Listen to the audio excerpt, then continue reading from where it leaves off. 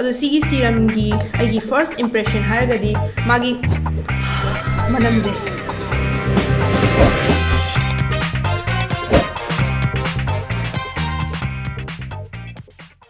hello ꯉꯁꯤꯒꯤ video ꯑꯁꯤꯗꯤ skin ꯀꯦꯌꯔꯗ ꯌꯥꯝ ꯅꯧꯅ ꯆꯪꯖꯔꯛꯇ ꯉꯥꯏꯔꯤꯕ ꯁꯤꯔꯝꯗꯤ ꯇꯩꯅꯤꯡꯕ ꯑꯗꯨꯒ ꯀꯔꯝꯕ ꯁꯤꯔꯝ ꯁꯤꯖꯤꯟꯅꯒꯅꯤ ꯑꯗꯨꯒ ꯀꯔꯝꯕ ꯁ꯭ꯀꯤꯟ ꯇꯥꯏꯞꯇ ꯀꯔꯝꯕ ꯁꯤꯔꯝ ꯈꯟꯒꯅꯤ ꯍꯥꯏꯕ ꯈꯪꯗꯕ ꯃꯣꯏꯒꯤꯗꯃꯛꯇ ꯌꯥꯝ ꯆꯝꯅ ꯁꯦꯝꯖꯕ ꯚꯤꯗꯤꯑꯣꯅꯤ ꯉꯁꯤꯒꯤ ꯚꯤꯗꯤꯑꯣ ꯑꯁꯤꯗꯩꯗ ꯑꯩ ꯇꯣꯄꯤꯛ ꯃꯔꯤꯈꯛ ꯀꯚꯔ ꯇꯧꯖꯒꯦ ꯑꯍꯥꯟꯕꯗ ꯁꯤꯔꯝ ꯍꯥꯏꯕꯁꯤ ꯀꯔꯤꯅꯣ ꯑꯅꯤꯁꯨꯕꯗ ꯃꯈꯣꯏꯒꯤ ꯀꯥꯟꯅꯕ ꯀꯔꯤꯅꯣ ꯑꯍꯨꯝꯁꯨꯕꯗ ꯀꯔꯝꯕ ꯁ꯭ꯀꯤꯟ ꯇꯥꯏꯞꯇ ꯀꯔꯝꯕ ꯁꯤꯔꯝ ꯁꯤꯖꯤꯟꯅꯒꯅꯤ ꯑꯗꯨꯒ ꯃꯔꯤꯁꯨꯕꯗ ꯃꯈꯣꯏꯁꯤ ꯀꯔꯝ ꯍꯥꯏꯅ ꯁꯤꯖꯤꯟꯅꯒꯅꯤ ꯍꯥꯏꯕꯗꯨ ꯑꯩ ꯄꯟꯖꯒꯦ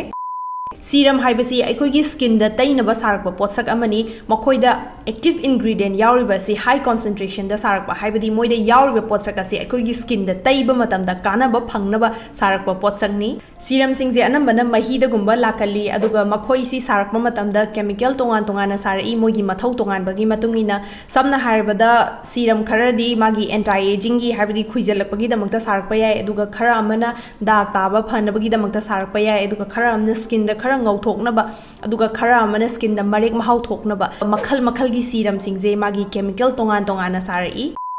ꯑꯍꯥꯟꯕ ꯁꯤꯔꯝ ꯁꯤꯖꯤꯟꯅꯕ ꯍꯧꯔꯛꯄꯁꯤꯗꯤ ꯈꯔ ꯆꯃꯝꯅꯕ ꯌꯥꯏ ꯀꯔꯝꯕ ꯈꯟꯒꯅꯤ ꯍꯥꯏꯅ ꯃꯔꯝ ꯑꯗꯨꯅ ꯑꯩ ꯁꯤꯔꯝ ꯑꯃꯈꯛꯇꯪꯒꯤ ꯃꯇꯥꯡꯗ ꯍꯥꯏꯖꯒꯦ ꯑꯇꯩ ꯑꯝꯇ ꯅꯠꯇꯦ ꯃꯌꯥꯝꯅꯁꯨ ꯌꯥꯝꯅ ꯈꯪꯅꯔꯕ ꯁꯤꯔꯝ ꯚꯥꯏꯇꯥꯃꯤꯟ ꯁꯤ ꯁꯤꯔꯝ ꯃꯈꯜ ꯃꯌꯥꯝꯁꯤꯗꯒꯤ ꯀꯔꯤ ꯃꯔꯝꯒꯤꯗꯃꯛꯇ ꯑꯩꯅ ꯚꯥꯏꯇꯥꯃꯤꯟ ꯁꯤ ꯁꯤꯔꯝ ꯈꯛ ꯈꯜꯂꯤꯅꯣ ꯍꯥꯏꯕ ꯀꯥꯟꯗ ꯃꯥꯒꯤ ꯀꯥꯟꯅꯕ ꯌꯥꯝꯅ ꯂꯩ ꯏꯁꯝ ꯁꯝꯅ ꯍꯥꯏꯔꯕꯗ ꯃꯥꯁꯤ ꯁ꯭ꯀꯤꯟ ꯇꯥꯏꯞ ꯂꯣꯏꯅꯃꯛꯇ ꯑꯅꯝꯕ ꯆꯥꯟꯅꯒꯜꯂꯤ ꯑꯗꯨꯒ ꯃꯥꯁꯤ ꯁ꯭ꯀꯤꯟꯗ ꯈꯖꯤꯛꯇꯪ ꯃꯔꯦꯛ ꯃꯍꯥꯎ ꯊꯣꯛꯍꯟꯕ ꯑꯗꯒꯤ ꯁ꯭ꯀꯤꯟꯗ ꯈꯖꯤꯛꯇꯪ ꯉꯧꯊꯣꯛꯍꯟꯕ ꯗꯥꯛ ꯂꯩꯕꯗ ꯈꯔ ꯀꯣꯛꯍꯟꯕ ꯑꯗꯒꯤ ꯅꯨꯡꯁꯥꯅ ꯁꯣꯛꯍꯟꯈꯤꯕꯗꯨ ꯈꯖꯤꯛꯇꯪ ꯐꯒꯠꯍꯟꯕ ꯁꯤꯒꯨꯝꯕ ꯀꯥꯟꯅꯕ ꯌꯥꯝꯅ ꯂꯩ ꯑꯗꯨꯒ ꯃꯥꯁꯤ ꯆꯍꯤ ꯈꯥꯏꯗꯣꯛꯇꯅ ꯆꯍꯤ ꯂꯣꯏꯅꯃꯛꯅ ꯁꯤꯖꯤꯟꯅꯕ ꯌꯥꯕ ꯁꯤꯔꯝ ꯃꯈꯜ ꯑꯃꯅꯤ ꯃꯔꯝ ꯑꯗꯨꯒꯤꯗꯃꯛꯇ ꯑꯩꯅ ꯚꯥꯏꯇꯥꯃꯤꯟ ꯁꯤ ꯁꯤꯔꯝ ꯑꯁꯤ ꯅꯧꯅ ꯁ꯭ꯀꯤꯟ ꯀꯦꯌꯔꯗ ꯆꯪꯖꯔꯛꯄ ꯃꯤꯒꯤꯗꯃꯛꯇꯗꯤ ꯁꯤꯒꯤ ꯁꯤꯔꯝ ꯃꯈꯜꯁꯤꯅ ꯍꯥꯟꯅ ꯇ꯭ꯔꯥꯏ ꯇꯧꯕ ꯌꯥꯏ ꯍꯧꯖꯤꯛ ꯀꯔꯝꯕ ꯁ꯭ꯀꯤꯟ ꯇꯥꯏꯞꯇ ꯀꯔꯝꯕ ꯚꯥꯏꯇꯥꯃꯤꯟ ꯁꯤ ꯁꯤꯔꯝ ꯁꯤꯖꯤꯟꯅꯒꯅꯤ ꯍꯥꯏꯕꯁꯤ ꯑꯩ ꯃꯊꯪ ꯃꯊꯪ ꯍꯥꯏꯖꯔꯛꯑꯒꯦ ꯑꯍꯥꯟꯕꯁꯤꯗꯤ ꯁꯦꯟꯁꯤꯇꯤቭ ꯁ꯭ꯀꯤꯟꯗꯒꯤ ꯍꯧꯖꯔꯛꯑꯒꯦ ꯁꯦꯟꯁꯤꯇꯤꯚ ꯁ꯭ꯀꯤꯟ ꯑꯁꯤ ꯑꯩꯈꯣꯏꯅ ꯄꯣꯠ ꯆꯩ ꯇꯩꯕ ꯃꯇꯝꯗ ꯌꯥꯝꯅ ꯆꯦꯛꯁꯤꯟꯕꯤꯌꯨ ꯀꯩꯒꯤꯅꯣꯗ ꯃꯥꯁꯤ ꯀꯩꯒꯨꯝꯕ ꯑꯃ ꯇꯩꯕ ꯃꯇꯝꯗ ꯍꯦꯛꯇ ꯔꯤꯌꯦꯛꯁꯟ ꯊꯣꯛꯀꯟꯕ ꯈꯤꯇꯪ ꯉꯥꯡꯒꯟꯕ ꯀꯩꯅꯣꯝ ꯇꯩꯕꯗ ꯌꯥꯗꯕꯗꯣ ꯑꯗꯨꯒꯨꯝꯕ ꯇꯥꯏꯕꯗꯨꯕꯨ ꯑꯩꯈꯣꯏꯅ ꯁꯦꯟꯁꯤꯇꯤꯚ ꯁ꯭ꯀꯤꯟꯗ ꯆꯜꯂꯤ ꯑꯗꯨꯅ ꯃꯣꯏꯒꯤꯗꯃꯛꯇꯗꯤ ꯑꯩꯅ ꯉꯁꯤ ꯍꯥꯏꯖꯒꯗꯧꯔꯤꯕꯁꯤ ꯒꯨꯗꯦꯜꯒꯤ ꯒ꯭ꯔꯤꯟ ꯊꯦꯟꯖꯔꯤꯟ ꯚꯥꯏꯔꯥꯁ ꯁꯤ ꯗꯥꯔꯛ ꯁ꯭ꯄꯣꯠ ꯁꯤꯔꯝꯁꯤ ꯔꯦꯀꯃꯦꯟ ꯇꯧꯖꯒꯦ ꯃꯉꯣꯟꯗ 70% ꯒ꯭ꯔꯤꯟ ꯊꯦꯟꯖꯔꯤꯟ ꯑꯦꯛꯁꯇ꯭ꯔꯦꯛ ꯌꯥꯎꯏ ꯑꯗꯨꯒ ꯃꯥꯁꯤ ꯁꯦꯟꯁꯤꯇꯤꯚ ꯁ꯭ꯀꯤꯟꯒꯤꯗꯃꯛꯇꯗꯤ ꯌꯥꯝꯅ ꯐꯕ ꯁꯤꯔꯝ ꯑꯃꯅꯤ ꯁꯤꯒꯤ ꯁꯤꯔꯝꯁꯦ ꯑꯩꯈꯣꯏꯅ ꯃꯥꯁꯦ ꯖꯦꯜꯒꯤ ꯃꯑꯣꯡꯗ ꯂꯥꯛꯑꯦ ꯑꯗꯨꯒ ꯖꯦꯜꯒꯤ ꯃꯑꯣꯡꯗ ꯂꯥꯛꯄꯅꯤꯅ ꯑꯩꯈꯣꯏꯅ ꯁ꯭ꯀꯤꯟꯗ ꯇꯩꯕ ꯃꯇꯝꯗ ꯈꯖꯤꯛꯇꯪ ꯇꯩꯔꯒ ꯁꯟꯗꯣꯛꯄꯗ ꯏꯔꯥꯏ ꯂꯥꯏꯅ ꯑꯗꯨꯝ ꯁꯟꯗꯣꯛꯑꯦ ꯄ꯭ꯔꯣꯗꯛꯁꯦ ꯑꯗꯨꯒ ꯃꯥꯒꯤ ꯃꯅꯝꯁꯦ ꯍꯥꯏꯗꯤ ꯁꯥꯏꯇ꯭ꯔꯁ ꯃꯅꯝ ꯍꯥꯏꯗꯤ ꯍꯩ ꯑꯁꯤꯟꯕ ꯃꯅꯝ ꯑꯗꯨꯒꯨꯝꯕꯒꯤ ꯃꯅꯝ ꯅꯝꯃꯦ ꯑꯗꯨꯒ ꯁ꯭ꯀꯤꯟꯗ ꯏꯔꯥꯏ ꯂꯥꯏꯅ ꯁꯟꯗꯣꯛꯑꯦ ꯑꯗꯨꯒ ꯃꯉꯣꯟꯗ ꯆꯅꯞ ꯂꯥꯎꯕꯗꯣ ꯐꯥꯎꯗꯦ ꯑꯗꯨꯅ ꯁꯤꯒꯤ ꯁꯤꯔꯝꯁꯤꯁꯨ ꯌꯥꯝꯅ ꯃꯌꯥꯝꯅ ꯄꯥꯝꯅꯕ ꯁꯤꯔꯝꯅꯤ ꯑꯗꯨꯅ ꯁꯦꯟꯁꯤꯇꯤꯚ ꯁ꯭ꯀꯤꯟꯒꯤꯗꯃꯛꯇꯗꯤ ꯁꯤꯁꯦ ꯁꯤꯖꯤꯟꯅꯕꯤꯕ ꯌꯥꯏ ꯃꯊꯪ ꯑꯁꯤꯗꯤ ꯅꯣꯔꯃꯦꯜ ꯇꯨ ꯗ꯭ꯔꯥꯏ ꯁ꯭ꯀꯤꯟꯗ ꯁꯤꯖꯤꯟꯅꯕ ꯌꯥꯕ ꯚꯥꯏꯇꯥꯃꯤꯟ ꯁꯤ ꯁꯤꯔꯝ ꯑꯃ ꯍꯥꯏꯖꯒꯦ ꯁꯤꯒꯤ ꯁꯤꯔꯝ ꯑꯁꯤ ꯁꯝꯕꯥꯏꯃꯤꯒꯤ ꯒꯦꯂꯦꯛꯇꯣꯃꯥꯏꯁꯤꯁ ꯄ꯭ꯌꯣꯔ ꯚꯥꯏꯇꯥꯃꯤꯟ ꯁꯤ ꯒ꯭ꯂꯣ ꯁꯤꯔꯝ ꯍꯥꯏꯕ ꯃꯉꯣꯟꯗ ꯑꯣꯟꯂꯤ 3% ꯚꯥꯏꯇꯥꯃꯤꯟ ꯁꯤ ꯌꯥꯎꯏ ꯑꯗꯨꯒ ꯃꯉꯣꯟꯗ ꯅꯥꯏꯑꯁꯤꯅꯥꯃꯥꯏड्ꯁꯨ ꯌꯥꯎꯏ ꯑꯗꯨꯅ ꯑꯩꯈꯣꯏꯒꯤ ꯁ꯭ꯀꯤꯟꯗ ꯑꯣꯚꯔꯑꯣꯜ ꯈꯖꯤꯛꯇꯪ ꯀꯨꯆꯨꯁꯦ ꯃꯥꯟꯅꯍꯟꯕꯗ ꯃꯇꯦꯡ ꯄꯥꯡꯉꯤ ꯑꯗꯨꯒ ꯑꯩꯈꯣꯏꯒꯤ ꯍꯥꯏꯕꯗꯤ ꯗꯥꯛ ꯇꯥꯈꯤꯕꯒꯤ ꯈꯔ ꯉꯥꯡꯉꯒ ꯂꯩꯍꯧꯕ ꯑꯗꯨꯒꯨꯝꯕꯁꯤꯡꯗꯨ ꯏꯪꯊꯍꯟꯕꯗ ꯃꯇꯦꯡ ꯄꯥꯡꯉꯤ ꯁꯤꯒꯤ ꯁꯤꯔꯝ ꯑꯁꯤ ꯃꯥꯁꯤ ꯑꯣꯛꯁꯤꯗꯥꯏꯁ ꯑꯣꯏꯔꯦ ꯌꯦꯡꯉꯣ ꯃꯥꯁꯦ ꯉꯥꯡꯉꯤꯁꯦ ꯁꯤꯅ ꯇꯥꯛꯄꯗꯤ ꯁꯤꯔꯝ ꯑꯁꯤ ꯑꯣꯛꯁꯤꯗꯥꯏꯁ ꯑꯣꯏꯔꯦ ꯍꯥꯏꯕꯅꯤ ꯍꯥꯏꯕꯗꯤ ꯅꯨꯡꯁꯥ ꯃꯉꯥꯜꯗ ꯃꯥꯁꯦ ꯑꯦꯛꯁꯄꯣꯖ ꯇꯧꯕ ꯃꯇꯝꯗ ꯁꯨꯃꯥꯏꯅ ꯑꯣꯏ ꯑꯗꯨꯅ ꯁꯨꯃꯥꯏꯅ ꯑꯣꯏꯔꯛꯄ ꯇꯥꯔꯒꯗꯤ ꯚꯥꯏꯇꯥꯃꯤꯟ ꯁꯤ ꯑꯗꯨ ꯁꯤꯖꯤꯟꯅꯕ ꯂꯦꯞꯄꯤꯌꯨ ꯃꯥꯁꯤ ꯁꯤꯖꯤꯟꯅꯕ ꯃꯇꯝꯗ ꯁ꯭ꯀꯤꯟꯗ ꯀꯩꯝꯇ ꯀꯥꯟꯅꯔꯔꯣꯏ ꯑꯗꯣ ꯑꯩꯒꯤꯁꯦꯈꯔ ꯀꯨꯏꯔꯦ ꯁꯤꯖꯤꯟꯅꯕ ꯂꯣꯏꯈ꯭ꯔꯦ ꯑꯗꯨꯅ ꯃꯥꯁꯦ ꯁꯨꯃꯥꯏꯅ ꯑꯣꯜꯂꯦ ꯁꯨꯃꯥꯏꯅ ꯉꯥꯡꯗꯦ ꯈꯤꯇꯪ ꯂꯥꯏꯠ ꯑꯣꯏꯔꯒ ꯂꯥꯛꯀꯗꯕꯅꯦ ꯑꯗꯣ ꯁꯤꯒꯤ ꯄꯣꯠꯁꯤꯗꯤ ꯑꯣꯛꯁꯤꯗꯥꯏꯁ ꯑꯣꯏꯔꯕꯅꯤꯅ ꯈꯔ ꯉꯥꯡꯉꯦ ꯁ꯭ꯀꯤꯟꯗ ꯇꯩꯕ ꯃꯇꯝꯗ ꯑꯗꯨꯝ ꯏꯔꯥꯏ ꯂꯥꯏꯅꯕꯨꯗꯤ ꯁ꯭ꯄ꯭ꯔꯦꯗ ꯇꯧꯋꯦ ꯌꯥꯝ ꯅꯨꯡꯉꯥꯏ ꯑꯗꯣ ꯇꯧꯕꯇꯕꯨ ꯑꯣꯜ ꯁ꯭ꯀꯤꯟ ꯇꯥꯏꯞꯇꯕꯨꯗꯤ ꯌꯥꯒꯅꯤ ꯍꯥꯏꯅ ꯃꯥꯅ ꯔꯦꯀꯃꯦꯟ ꯇꯧꯋꯦ ꯑꯗꯨ ꯑꯣꯏꯕ ꯇꯥꯔꯒꯁꯨ ꯑꯩꯒꯤꯗꯃꯛꯇꯗꯤ ꯈꯖꯤꯛꯇꯪ ꯆꯅꯞꯅꯩ ꯑꯗꯨꯅ ꯅꯣꯔꯃꯦꯜ ꯇꯨ ꯗ꯭ꯔꯥꯏ ꯁ꯭ꯀꯤꯟꯗꯅ ꯍꯦꯟꯅ ꯅꯨꯡꯉꯥꯏꯒꯅꯤ ꯍꯥꯏꯅ ꯈꯟꯖꯩ ꯑꯗꯣ ꯁꯤꯒꯤ ꯚꯥꯏꯇꯥꯃꯤꯟ ꯁꯤ ꯁꯤꯔꯝꯁꯦ ꯁꯨꯃꯥꯏꯅ ꯇꯧꯒꯗꯕ ꯅꯠꯇꯦ ꯁꯨꯃꯥꯏꯅ ꯌꯥꯝꯅ ꯌꯦꯜꯂꯣ ꯑꯣꯏꯒꯗꯕ ꯅꯠꯇꯦ ꯃꯥꯁꯤ ꯑꯩꯒꯤ ꯅꯥꯛꯇ ꯂꯩꯕ ꯀꯨꯏꯔꯦ ꯑꯗꯨꯒ ꯑꯣꯛꯁꯤꯗꯥꯏꯁ ꯑꯣꯏꯔꯛꯑꯦꯕ ꯑꯗꯨꯒꯤꯗꯃꯛꯇ ꯃꯆꯨꯗꯨ ꯁꯨꯃꯥꯏꯅ ꯑꯣꯏꯕꯅꯤ ꯁꯤꯗꯒꯤꯗꯤ ꯈꯖꯤꯛꯇꯪ ꯂꯥꯏꯠ ꯑꯣꯏꯔꯛꯀꯅꯤ ꯑꯗꯨꯒ ꯈꯖꯤꯛꯇꯪ ꯁ꯭ꯂꯥꯏꯠꯂꯤ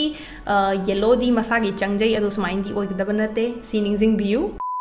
ꯃꯊꯪꯁꯤꯗꯤ oily skin गा combination skin गना सिजनबा याबा सीरम नी जुमिसोगी all day vitamin brightening and balancing serum सिगी ब्रांड असि आई हंदकता नौना थेंगनाजबनी आई इमानबी खंगना इंगोंदा हंगकपनी सिगी ब्रांड से ट्राई तौरबाना अदैदा आइना चेक तौबा कांदा सिगी सीरम सिना मोगी ब्रांड खरा पॉपुलर ओइबा प्रोडक्ट ओइरबदगी आइना ट्राई तौजबनी अदु मंगोंदा vitamin 3 extract 86.14% यावी अदुगा niacinamide 20000 ppm ppm हाइबसे अदै केमतनते parts per million हाइबनी सिजे measuring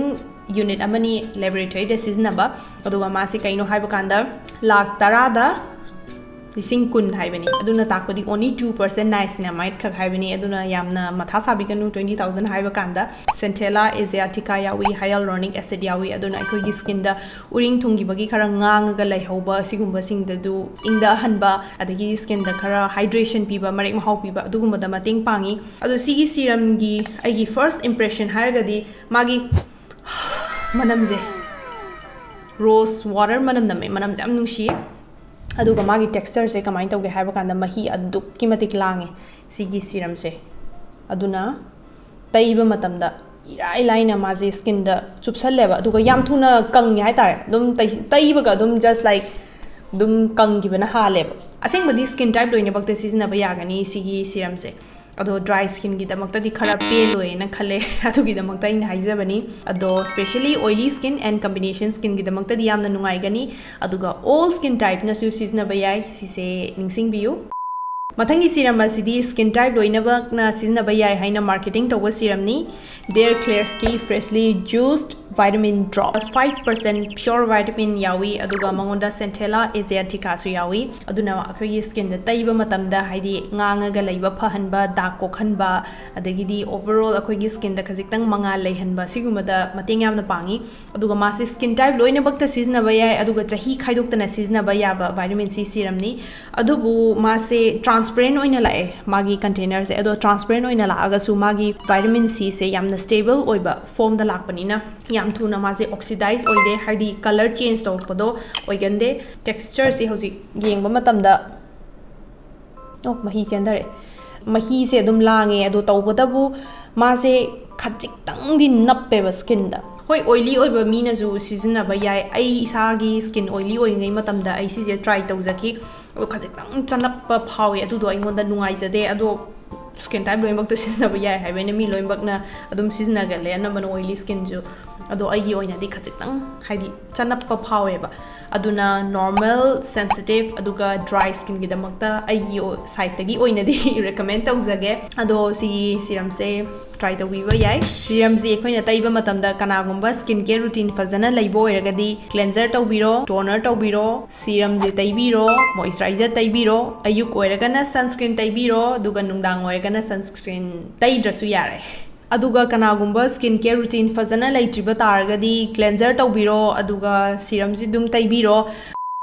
loisalakpada vitamin C serum seasonaba matamda ningjangdaba yadraba ai points manga khak haizage ahanbada moisi kadaida thamgani haiba kanda nungsa mangal phanghanbiganu nungsa mangal phangba targadi oxidize organi machu change organi aduna yari makai fridge kumbada thambiu aingba maphamda moina nungsa mangal phangba targadi oxidize oiba targadi sumaina ngasai aina uchagiba yellow color changpaje siji oirakani siji oiba targadi skin da taibagi kemta kana dre haibadi magi kana base loina mangreba maram aduna sise ningjing biu ani subada karigumba skin da irritation lakpa haidi skin da chana daba sensitive oiba hena sokchalak poiragadi kudakta seasonable lepiro aduga ahum subada haiba serum sing asi ayuka nungdanga paraga seasonable yai mari subada serum si seasonable matamda matam pumada sunscreen se taiba kaubiganu karigumba sunscreen taidaba targadi aikoigi skin da adukki matik hena sokchan behelagani especially vitamin C serum taiba matamda aikoigi skin je hena nuksagi mangal da thokpa matamda hena maji sensitive oi maram aduna sunscreen taiba kaubiganu aduga 5 points da aina hygienic basidi aikoina karigumba exfoliation tawba targadi haidi chemical exfoliation seasonable targadi